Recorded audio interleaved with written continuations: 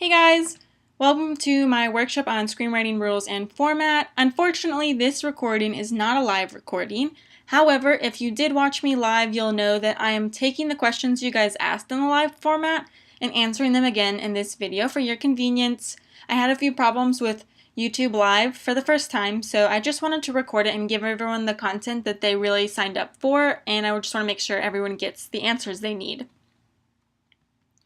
So this is a precursor course essential to my course Swank Up Your Script, and so this is my live formatting workshop where I'm giving you just a preview of Swank Up Your Script, and that's essentially my course for people like me who just didn't like the way my screenwriting courses kind of skipped over some artistic parts of the medium. So this is not only my way to just give you like your entry-level information you need to know as someone who has never touched a script before, it's also my way of just showing you my teaching style. And unfortunately, in the live recording of this, my teaching style meant me cutting out of the video all the time, but I do promise I'm a better teacher than that, because you will get recordings if you sign up for this course, which I should mention will be going live on June 26th, but pre-sales will open up June 6th. So if you're super interested, sign up for my course Speedy Screenwriting, and then I will take care of making sure you get that information first and foremost. Okay, so here's what we're going to learn. This workshop is going to be covering the format and rules every beginning screenwriter needs to know. So this means I'm not going to be talking about montages or intercutting at all. I'm just going to be talking about the very, very, very basics anyone who's never touched a screenplay before needs to know. And maybe it might feel like I'm spelling a few things out if you know the medium somewhat, but I just want to make sure everyone's on the same page and they don't feel intimidated. Okay, so lesson 1, I'm going to be teaching you about scene headings. And then lesson 2, I'll be describing action and what that kind of means, because it's kind of confusing if you don't know the medium. And then lesson 3, I'll be talking about dialogue. Lesson 4 will not be actually in this keynote presentation. That's why I have it in screen share mode instead of just the slideshows, because I'm going to be jumping onto the internet to show you Celtics. And then we'll have a Q&A session, which I'm just actually going to recap what the people asked in the actual live session, because they were so patient for me, and I just want to make sure that they get that information and have it answered. So here are some programs to use. Again, I'll be teaching you Celtics because that is what beginners should be using.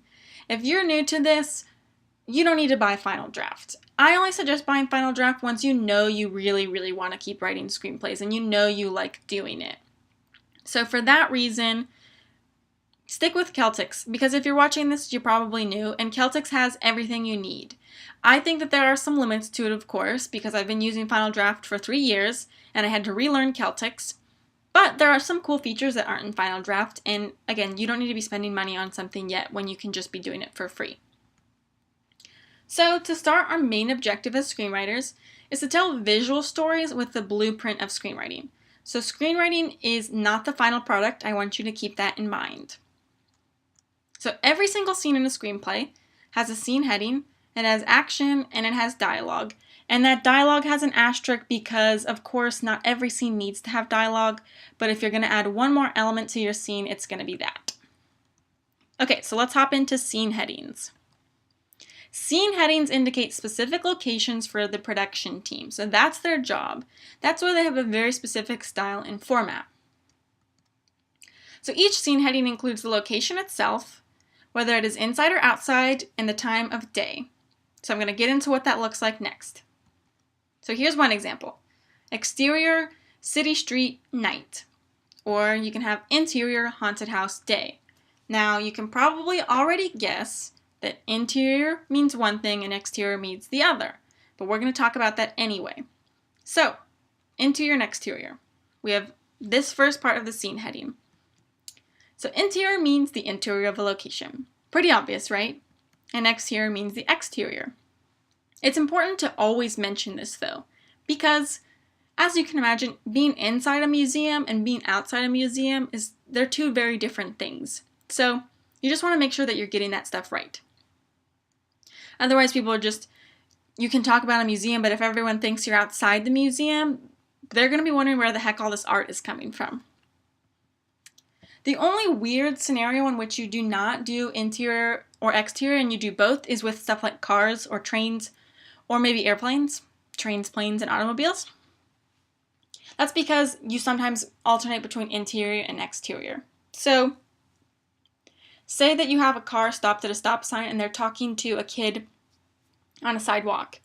That's going to be cutting back and forth between interior and exterior, or if you're driving on a highway, it's going to cut between them on the highway and them inside the car. So this is the most efficient way to convey that type of switch back and forth. Otherwise, just pick interior or exterior. The second part of a scene heading is the location. So this is the next part. For this, you want to choose a non-geographical location. So essentially a grocery store or a cafe or a bakery, not Paris or London. Of course, there are ways to indicate that, and I'll show you. So you're going to add the geography like London or New York and the time, 1930, 1800s, now, as necessary. And I really emphasize that as necessary part. So here's an example though of how you can indicate geography. You can have interior haunted house, comma, Paris. I think this looks a bit messy personally, but I see so many people do it that it's totally okay if you like how this looks and you want to do it that way. You can also put it in parentheses. That's my favorite way to do it just because it kind of separates it and we know that this is a setting and not just part of the geographical location. Of course, people can deduce that, but it just makes things very clear and separate. Then if you want to indicate time, you would do it the same exact way. 1976 in parentheses. So these are the different ways you can communicate geography and time in addition to the non-geographical location of the haunted house. So you can also add these things though in the action, and I will show you that in my Celtics tutorial. I'm just going to use the original one I had because I don't want to waste your time with me typing nonsense again. So that's what I'll use when I show you what I mean when you can add the geographical location in other places. And Barry Jenkins, who wrote Moonlight, whose script I'll be studying in this lesson, he does a great example of that as well. Regardless though, you must have a new scene heading with every single location change. Every single one. Trust me. If you don't do this, it's confusing. And as a screenwriter, your job is to make sure there isn't a ton of confusion. So this also means when your characters switch rooms, you're going to have to describe them with switching rooms with scene locations. Of course, let's say that the whole scene of a museum is just in one part. You don't need to say museum left wing. You can just say it's the museum. It's only when your character is moving from room to room that this is really important. So one way to do it is just make that the location. I don't think this is very clear personally, so what I say is if your whole movie or TV show takes place in, say, the house, someone's house, the haunted house, interior living room would be a bit more clear than always having to do this, which would just be haunted house, living room. We know the whole movie's in the haunted house, so you could just do this for more efficiency. However, if you have tons of different geographical locations, I suggest indicating the room location this way. So just doing a / living room. And anytime your character moves to a different room, you're going to have to do this. And I know that seems tedious, but we can lose track very quickly as to where people are if you don't. Another final way, though, you can do it is just to make them a bold text in the action. We'll be going over what action is shortly. But this is just another way, if you get tired of writing scene locations, you can just make the text in all bold. Now to the final part of a scene heading, which we have day. So, or as you can imagine, day equals daytime, night equals nighttime. And you can also do something like evening or dawn, but don't get crazy. You don't need to constantly be mentioning that. Just do it to indicate light. So you're not going to include the time period in the section. Do not do that. This is indicating lighting. Because even if you're inside, if you're an interior, if you're inside a house and it's daytime, it's going to look a lot different than at nighttime. And I know that because I have worked sets where I've had to fake nighttime for a day shoot. So it's just really see this third part of a scene heading as the lighting setup, and you just indicate that with time of day. Also worth mentioning that daylight in 1979 looks a lot like daylight in today, so you don't need to mention the time period. It's not going to change how the daylight looks. So if you get confused, think about it that way. Essentially, the center of a scene heading is the meat of all the information you need to give. All right, let's talk about action. So action is anything that is not dialogue. So I know you might be confused about what I mean by action, but essentially it's just literally anything that's not dialogue. It's the language we use to describe that. So it's going to include characters, description, and actual action. So each paragraph of action should never be more than 3 to 4 lines. This is just helping with pacing and stuff like that. And it just essentially keeps things moving at the actual pace of a movie, because in a screenplay, 1 page is supposed to equal 1 minute. And if you start to have long paragraphs without them breaking up, it just changes and messes with the time more than anything. So just do that for efficiency's sake. I know you might be thinking it's ruining your craft, but your craft as a screenwriter is your ability to convey visuals quickly. So let's talk about how to introduce characters. You're always going to introduce a character with their name in all caps. That's important. And this is because anytime a character is introduced in all caps, this is the production team's way of saying, we have another body we need to put on set. We have another actor we need to cast. If you did otherwise, if you had Josh in all caps every single time, then the production team is going to think there's 18 Joshes that need to be on set and 18 people playing different Joshes. So think about it in that ridiculous way if you get confused. Because after that, you're not going to put their name in caps anymore. You're just going to do it all caps and then after that. So here are some ways you can introduce them and give some information. You can always describe them in creative ways. I want you to remember that, but you just want to stick to 1 to 2 sentences. So let's have Julia. She's a character I just made up. 32, with her shirt untucked but her lipstick perfect, enters the store in a hurry. She dazzles everyone she meets. So we know about Julia now. And she dazzles everyone she meets conveys a lot more than maybe if I had to really lay that out for you. So yeah, that's not exactly showing, but it's me telling. But it's telling something that tells us a lot about who Julia is in a very quick way. Another format to introducing characters is in parentheses. So Julia, 30s, stressed out mom trying to juggle it all. And that's just another way you can do that. Whichever style you choose, though, just stick with it. So if you want to do parentheses, you stick with that most of the time. Or if you want to do it like this, where you just introduce them that way, just please stick to 1, because it gets confusing for the reader and everyone else later on. So here's an example from Moonlight by Barry Jenkins. He wrote and directed this. 1 Best Picture, and also 1 Best Screenplay, Best Adapted Screenplay. So we have Juan, 30s, some sort of Afro-Latino thing about him.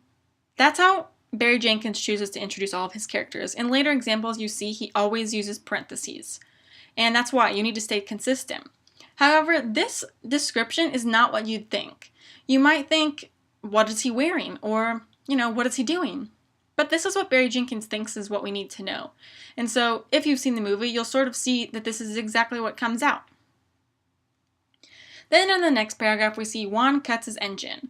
Not in caps anymore, so just a reminder that you only do that when you're first introducing a new character. Okay, now onto describing locations. So once you introduce characters and locations, there's no particular order it's worth mentioning. You don't have to introduce a character first and then the location or vice versa. This is just the order of how people see things. So if you want them to see the character before the location, introduce the character first, location second. Regardless, when you're describing locations, you're going to focus on visuals and what is the most important. So focus on that.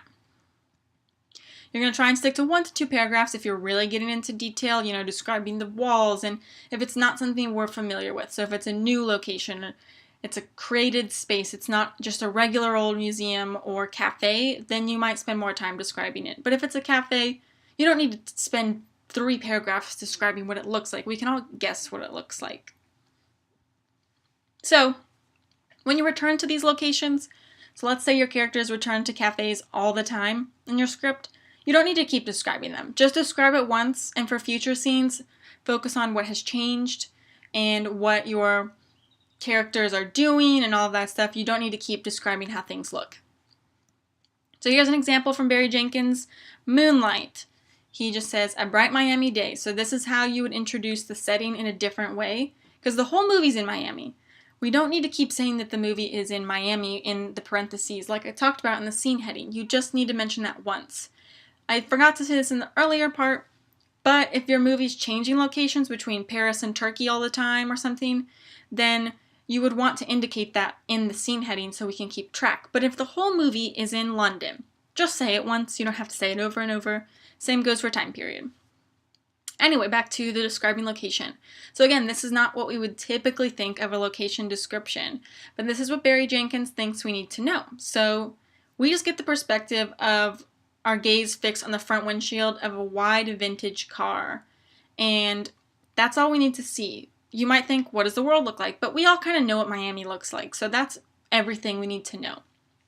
And then we see, 58th Terrace, 13th Avenue. So that gives us a location. So he likely thought he didn't need to spell this out for us since it's an actual place.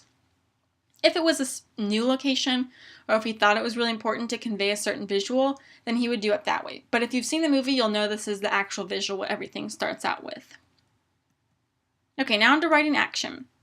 So, when writing action, and again, action is not just action like battle scenes, it's also describing people, you're going to stick to the present tense because when someone reads a script, they're sort of watching a movie as they read it. That's the idea, at least. Of course, they're not really. But you can't watch a movie in the past. Of course, you can't read in the past either, but essentially it's just about experiencing things in the present. So I know it's a weird rule, but just remember it, trust me. Okay, so this is something I'll answer again in the live Q&A, which is no longer live, but I will answer the question that someone asked in the chat box. But if an object is important, you're going to write it in all caps. So don't get crazy with this, of course. But let's say your character is toting around a fancy vase, and that vase is very important to the plot. You might want to put that in all caps. If they're just sort of carrying a vase and that's just who they are, then you don't need to put in all caps. Regardless, don't put like 55 things in all caps in your script because then they're not really important. The idea that if everything's important, then nothing's important, just keep that in mind. You shouldn't have a billion objects in all caps. So when you're writing action though, you're going to keep things efficient, but also just feel free to incorporate your voice as a writer. So again, I'm going to show you a few examples from Barry Jenkins' script. So Juan cuts his engine, exits the car, and begins across the street. This is a very straightforward example of what we would expect from the action. However, in this next scene, the action's a little bit different. So Terrence nodding the other boys' heads, bowed slightly, a hierarchy here. Let's stop there.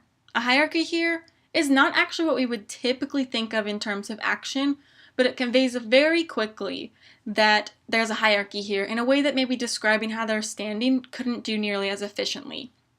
So yeah, this is a moment of Barry Jenkins telling us something, but it's a very efficient thing he needs to tell us.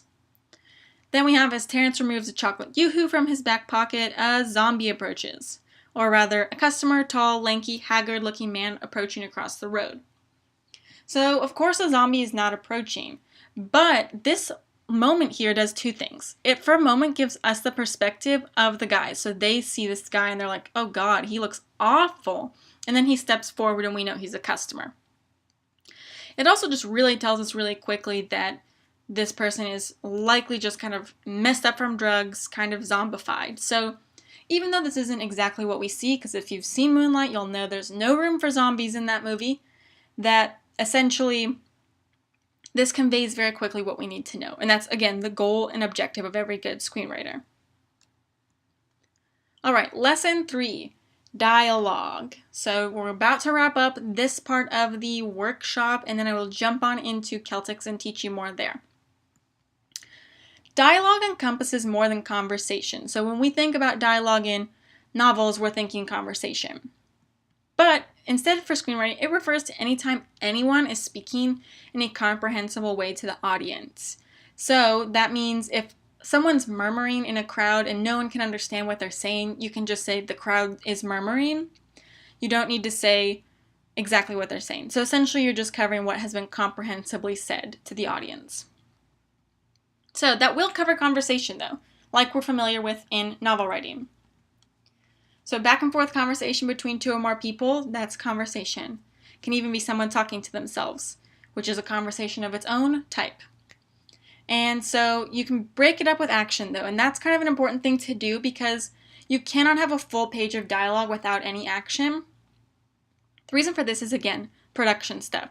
So when you're taking a script that's just all dialogue, then no one knows what the heck is happening on screen while they're talking.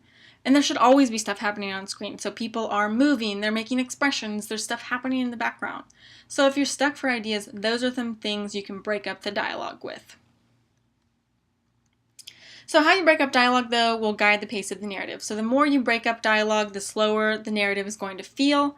The faster you do things, if you don't break up dialogue as much with action, and I'm going to show you what I mean one more time in the next example, but if you don't break it up with action all the time, it's going to be faster. It's going to feel like a punchier line of dialogue. So in this example, we have Juan saying, "Business good." One of the boys, Terrence, 18, dreadlocks and rail thin, bows his chest to speak. "Business good, everybody cleaned out, it's in the cut if you want it." So then, again, Barry Jenkins sticking to his rules here about the parentheses, and he introduces Terrence, new character, all caps. So those are some rules we just learned about. This is the action breaking up the dialogue I'm talking about. However, you could cut this out, in this part right here, or this part right here, and it would be business good, business good. It would just feel faster, wouldn't it? So that's when I usually kind of feel out how I want dialogue to go. If I want a slower feeling to my scene, then I usually break it up with more action. But I would say just a general rule, don't have more than 3 back and forth banters without some sort of action, even if it's just someone nods. Just have some sort of action to give the visuals some room. Okay, so other types of dialogue, because again, dialogue refers to everything that's said. So we have dual dialogue, which goes in with conversations, but since its formatting is different, I put it here, so it's just when 2 people speak at the same time. So Jennifer and Javier, some people I made up for this example, she says, "What the hell?" and Javier says, "Stop that." And they're saying that at the same time. I can't obviously do that as one person, but that's how you would show it in a script, and I will show that to you in my Celtics tutorial. Then you have voiceovers, and so this is different than what I'm going to talk about next, because voiceovers essentially are people talking who are not in that world or in that scene. So they are covering any person who is talking exactly like a narrator would in a novel, or just essentially isn't in the scene. And again, you'll see what I mean in the next example. But you just indicate it this way, super easy. Jennifer, parentheses, V, period, O, period, close parentheses. "She didn't listen to me ever." So Jennifer is not in this scene when she's saying this. Maybe she's 20 years older and reflecting on her past. Or maybe it's a day later and she's reflecting. So it's we all know that she's not in the scene that she's being a voiceover for. Even if she physically is in the scene, like let's say Jennifer's talking to Javier, it means that her voiceover is not her in that scene speaking. Then we have off camera or off screen. Easy to confuse at first, but it's pretty easy to just tell the difference. It's whenever a character is speaking from another room or via a phone or just from a different area, but they're physically still in the scene. So you don't see them, but it implies that they're still there. So Javier off screen, "Hey, come here, I want to show you this." So let's imagine that Jennifer is in the room we're seeing her, and we hear Javier say this, but we don't see him. So that's how you'd indicate it. Doesn't matter if you do OS or OC, it's the same thing, so don't stress out about that. Then we have parentheticals, which are their own special thing and kind of a way to get specific about certain moments in your script. So don't overdo these, but a lot of prose writers are like, how do I indicate how people say something if they need people to know that? Or how do I indicate if someone's saying something to themselves? Well, that's with the parentheticals. So they indicate how someone says something, beats in the script, any action that might take place in the moment. So they just sort of hint at certain behaviors and stuff in the way that maybe an action would sort of detract. You just kind of get a feeling for it as you write more, but that's what they do. So Jennifer, sarcastic. "How nice of you." So let's say that I took away sarcastic. "How nice of you" could be interpreted very differently depending on the actor. So if I need them to interpret it as sarcastic or angry or any of those things, and that will change how the whole narrative is perceived or the scene, you would put it in parentheses. Just like with prose, though, I advise you not to get crazy about adverbs and how people say things, because the magic of filmmaking and TV writing is that your actor is going to interpret your script a bit, and I know that freaks you out, but it really does create some awesome stuff sometimes. Javier, "I lost your ring. Beat, I'm sorry." So this is Javier, and the beat indicates a pause, and it's just a pause in conversation and you don't need to add in action. So this is a way if you want to beat, but you don't want to just put pause, you would just do it this way. So if I took that out, it would just be, I lost your ring, I'm sorry. Very different feeling, right? So that's what you would indicate. Jennifer, to herself, why did I marry him? So she's speaking to herself, and we indicate that because it would be weird if we didn't. It would be confusing, so we have to ensure that people know she's talking to herself and not say someone else. You can do that with other people too. So I just put Samuel in here. Maybe she could have been talking to Samuel in that other shot. So she says, what were you thinking? Maybe she's talking to both of them. And now we know with this next line, she's talking directly to Samuel. Were you with him when this happened? She's saying that to Samuel. So here's an example again in Moonlight. I'm not going to read the whole thing, but you can see once more Barry Jenkins sticks to his rule, 30's broken. He sticks to that parentheses, all caps. And Azu, I think that's how you say that, sorry, realizing. So we know he's just realizing something. Because he could say this, if he said, oh my bad, Juan, he could say that in a way that's just like really passive and doesn't care. And so realizing means something different, and it's important that it's in there. So that's kind of how I would think about parentheticals if it's sort of a behavioral or emotional change. But if he's just talking to someone, then you can use those as much as you need. Okay, so before I jump into my Celtics tutorial, I just want to say thank you again for your patience, and for those who watched the live one and who are watching this now, thanks again for watching the first part of this workshop. I just want to advise you to join Speedy Screenwriting and write your first short film, because now that you've learned all the basics, you have everything you need to know to write a 3-page short film that you're proud of and that gets you practicing the medium. My screenwriting course is kind of a prereq for anyone wanting to do Swank Up Your Script, so if you're interested in that, I definitely suggest doing Speedy Screenwriting first. It's free. I don't pitch anything to you. I talk about Swank Up Your Script in the end, but I don't even have links for you to buy it, so it's all free, I swear. So just please, if you're really interested in short film writing, do that. Now I'm going to hop on over to Celtics, and, oops, okay, that was where my failed YouTube channel was. Okay, so here we are, and I'm just going to log out really quick so you can see. This is what, oops, if you're new, you're going to sign up here. Please, please, please don't pay for this service. Don't do it. It's a waste of your money. You're just going to press login, though, if you already have a membership. Here I am, logging in, and it's going to take you here. So what you want to do, and you can see all my different projects. So I'm going to do my lame project, or I'll do workshop demo. And these are just different projects I have. And when you create a new project, and I'll just show you what that looks like, you create it, type in your title here. You choose film, video, stage play, audio, comic book, blah, blah, blah. If you're going to write a play, I actually do not advise doing it in Celtics. Just do it on a Word doc. You don't need a program to write a play. So that's all that. If you are in the first 14-day trial, you'll have more features, but my trial is over. So back to home. I'm going to open up lame project number 3. So then it opens it up. Again, I'm going to go back here and show you, though, that these are all like the paid features, and these are features you don't need because you're not making your movie. You're just writing one. If you were going to like go out and shoot this, then I guess you would need them, but honestly, you still wouldn't. You could just do this by hand and get free resources. So, I'm sorry, Celtics, if you're watching this, you don't need it. You just need the free stuff. Because this isn't actually, in many ways, a lot like Google Docs, so it offers a ton in terms of just the online cloud sourcing, so it has some cool features, which I'll show you as I go through, but it is also lacking in things, like I said, that Final Draft has. So I would just say Celtics is good, but they're going to try and make you pay for things, and I'm telling you now you don't need them, so don't do that. Okay, so to start, we have some actions, and you can see that revision mode and create sides are both locked off. You don't need sides, you're not turning this into a movie. Revision mode's great, it really is, it's also in Final Draft, but I honestly didn't know it existed for Final Draft for 3 years when I owned the program, so you don't need it. You can edit a script without this. It's very nice, but you don't need it. Because, I'll just show this now, you have history, so you can always copy and paste this file somehow, or just download it and save and just revert back to like beginning, which is like this. So those are the different things you can do with the history. And again, this is just like Google Docs. It saves all your keystrokes. So it's great in that way. And Final Draft actually doesn't have that feature, so that's a cool thing about this one. So I'm going to write a new scene. As you can see, what I've written makes absolutely no sense, so here we are.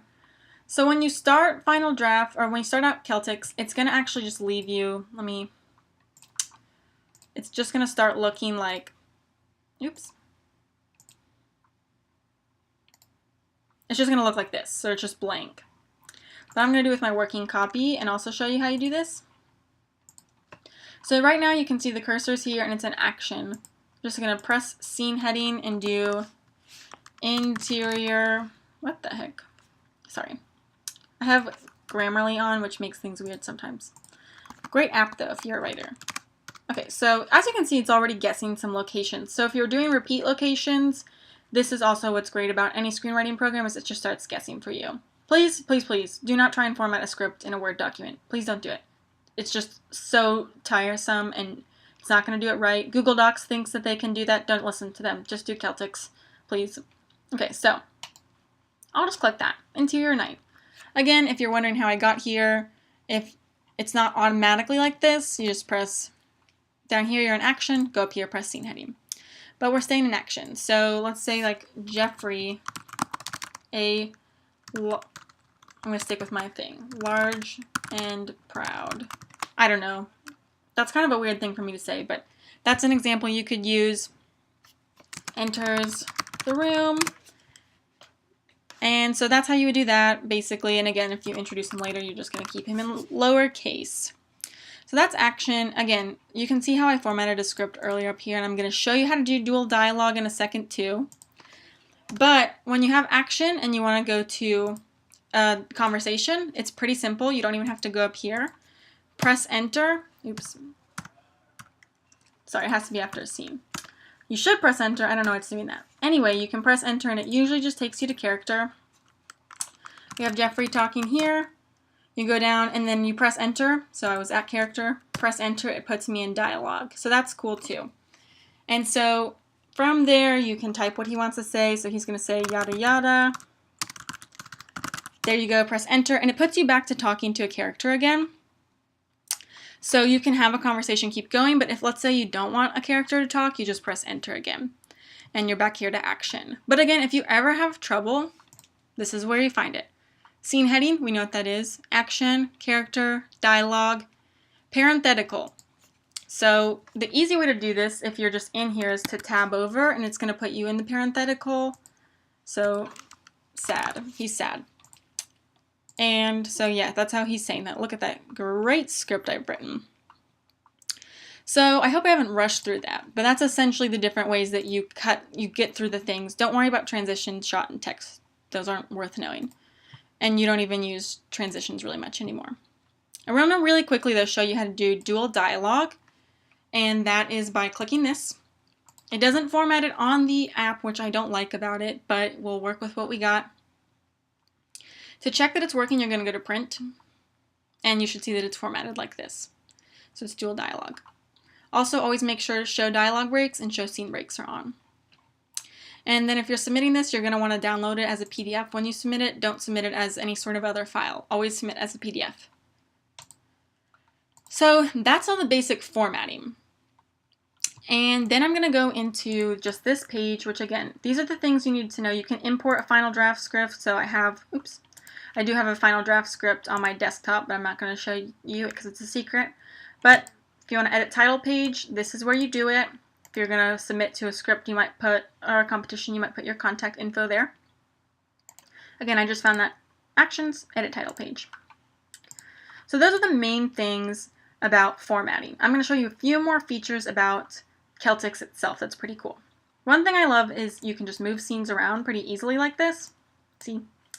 So yeah, my script makes no sense now, but you can see, and it even changes the scene number. That's a production thing, but it is nice, honestly, as a writer to keep tabs on your scene numbers, and this is just super organized. It's great. And another thing you can do is add media. So if you have like an image that you want to you feel like describes your location and you just want a visual inspiration, I think that's great for that. You can also add some notes. So you just go like, if you want to add a note, dirty, like maybe, I don't know why. I'm sorry, I don't know what I'm thinking. I'm kind of crazy when I'm on the spot. And you can even change like the color of the note. So that's just a thing to do. Maybe if you have different ideas. This is a great way to work around revision mode since you don't have access to it. And then let's see what else. These are index cards. Don't worry about these. This is a paid feature and you can literally just do this on your own on real index cards and it's cheaper. You don't need their paid service. I'm going to get in huge trouble if they ever watch this video. But, so as you can see too down here, it says writing and thinking time. I do really love that feature. Even says word count, which my version of Final Draft doesn't do that. You got sharing. So if you have a team, you could share it with them. But I think that also might be a paid feature. And then you have history, so you can see that stuff. You want to print it, basic all of that. Comments, if you have any other comments, just add them there. So those are the huge features about Celtics, and I do, like some of this Final Draft doesn't have. So if Celtics people are watching me, there are some great features of your program that are free. And if you're shooting your own project, I do think Celtics is better than Final Draft in that way. So if you're just a measly screenwriter, then maybe you would just stick with Celtics or Final Draft. But if you're really going to go from script to screen on your own, Celtics has some great features. Okay, so now I just want to show you one last thing before I get back to that Q&A session I promised. But I said like, oh, you could indicate a house this way and then do like bedroom. But another way you can do it is just as I showed here, put it in all caps. And so if you want to move to a different room, that's how you would do it. And it's the same effect. It's just if you're tired of keeping track, or if you want this to all feel like the same scene maybe, that is a disadvantage. It's not going to be counted as a scene. So as you can see, like if I wanted that to be a different scene, I would do house.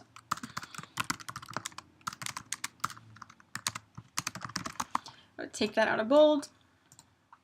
And then you would just quickly, make it a scene. And so then, yeah, it gets counted and I can move it.